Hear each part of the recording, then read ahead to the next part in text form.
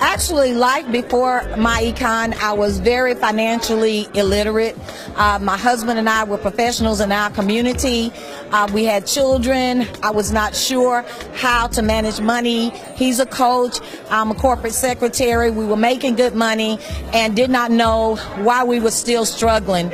We were struggling to have our money from day to day to make bills. I guess we were the average people that were living from paycheck to paycheck.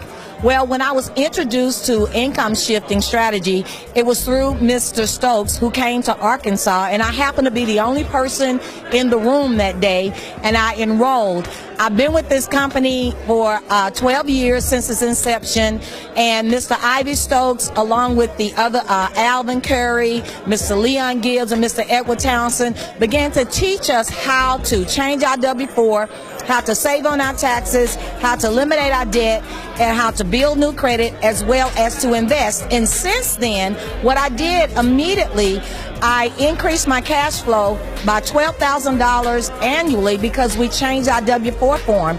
I began to save $6,000 a year on my taxes, and then we came out of bankruptcy, built new credit, was able to get things at a lower interest rate.